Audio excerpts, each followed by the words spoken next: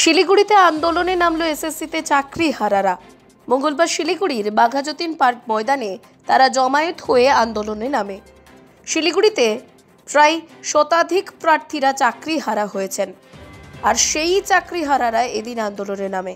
তাদের দাবি, হাইকোর্ট যেটা রায় দিয়েছেন সেটার বিষয়ে আমি কখনোই বলবো না যে ওনারা খুঁজবেন না। যারা অযৌক্তিকভাবে চাকরি পেয়েছেন তাদেরকে অবশ্যই খুঁজে বের করা দরকার, কিন্তু সেই অযৌক্তিকভাবে চাকরি করা যারা পেয়েছে তাদেরকে খুঁজে বের করতে গিয়ে আমরা যারা যোগ্যভাবে পেয়েছি, আজকে যারা রাস্তায় ধর্ণা দিয়ে বসে রয়েছে তাদের মতোই আমরাও কিন্তু একাধারে যোগ্যতা সম্পন্ন। এবার তাহলে সেই অযোগ্যদের খুঁজে বের করতে গিয়ে আজকে আমাদের সঙ্গে কিন্তু অন্যায় করা হলো এই রায়ের মাধ্যমে। আমি মানছি সেখানে চেক রিচেকের ব্যাপারটা এসছে, তবু পুরোপুরি প্যানেলটা বাতিল এই ঘোষণাটা, এবং হঠাৎ করে এই ধরনের রায়ে আমরা সত্যি ভীষণভাবে শকড। আমরা যারা সত্যি ভীষণ কষ্ট করে চাকরি পেয়ে আজকে এতদিন ধরে চাকরি করছি, আমাদের কাছে এটা সত্যি অমানবিক বলে মনে হচ্ছে। তো আজকে যদি আমার হাইকোর্টের কাছে বিনীত নিবেদন যে আপনারা রায় দিয়েছেন, কিন্তু একটু এই জায়গাটা দেখবেন যে যোগ্যরা যেন অবশ্যই টিকে থাকে, এবং যারা অযোগ্যভাবে সত্যি চাকরিতে ঢুকেছে তাদের যেন অবশ্যই বেছে বেছে বাছাই করে তাদেরকে ছাঁটাই করে দেওয়া হয়। কারণ আমি কখনোই চাইবো না যে আমাদের মাঝে অযোগ্যদের ঢুকে যাওয়ার কারণে আমরা যারা যোগ্য তারা প্রত্যেকে এটার জন্য সাফার করি। এবং এটাই আমাদের সকলের এবং মাননীয় বিচারপতি তাদের প্রত্যেকের কাছে এটা আমাদের প্রত্যেকের বিনীত নিবেদন যে আপনারা একটু এই জায়গাটা দেখবেন যেন আমরা এইভাবে দিশাহারা হয়ে না পড়ি।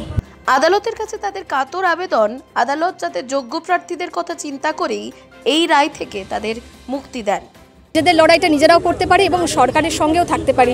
আমাদের মূল লক্ষ্য লড়াই তো নয়, রাজ্য সরকারের পাশে থাকা। আমাদের মূল লক্ষ্য আমাদের চাকরিটাকে ফিরিয়ে আনা, আমরা যে সৎপথে চাকরি পেয়েছি সেটা প্রমাণ দেওয়া। সেক্ষেত্রে রাজ্য সরকার যদি আমাদের সঙ্গে থাকেন, অবশ্যই আমরা রাজ্য সরকারের প্রতি কৃতজ্ঞ থাকবো, এবং ওনারা যে কোর্টে এগিয়ে লড়াইটা করবেন তার পাশেও আমরা থাকবো। হাইকোর্ট গতকাল বলেছিল 15 দিনের মধ্যে, আগামী 15 দিনের মধ্যে নতুন চাকরি প্রক্রিয়া শুরু হবে, নতুন প্যানেল বানানো হবে।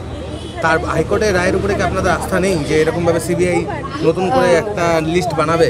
না, হাইকোর্টের রায়ের উপরে অবশ্যই আমাদের আস্থা রয়েছে, কিন্তু বিষয়টা হলো যে 15 দিনের মধ্যে প্যানেল বানাবে, কিন্তু একটা রিক্রুটমেন্ট প্রসেস তো একটা বিরাট প্রসেস, তাই না? যদি এই নতুন করে প্যানেল বানাতে গিয়ে যদি প্রচুর সংখ্যক শিক্ষক শিক্ষিকাকে আবার নতুন করে ভাইভা নিতে হয়, একটা বিরাট বড় প্রসেস। সেই প্রসেসে তো বেশ কয়েকটা বছর লেগে যাবে। আজকে তো আমার কাছে চাকরিটা নেই, কাল থেকে আমি কিন্তু আমার স্যালারিটা পাবো না, তাহলে আমার সংসারের খরচটা কে চালাবে? এবং এই দিনটার জন্য দেখার জন্য তো আমি কোথাও আমার কোনো ফল্ট তো হাইকোর্ট খুঁজে পাইনি। হাইকোর্ট কিন্তু একবারও বলেনি আমরা অযোগ্য, আমাদের এখানে ভুল হয়েছে।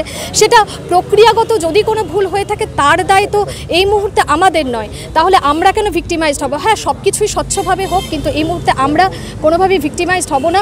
আমরা আমাদের ডকুমেন্টস জমা দিয়েছি, আমরা যোগ্যতার প্রমাণ দিয়েছি। আমরা চাইবো আমাদের চাকরি বজায় থাকুক, অযোগ্যরা বেরিয়ে যাক, বাকি যোগ্য যারা বঞ্চিত রয়েছে তারা আবার প্যানেলে ফিরে আসুক, তারা চাকরিটা ফিরে পাক।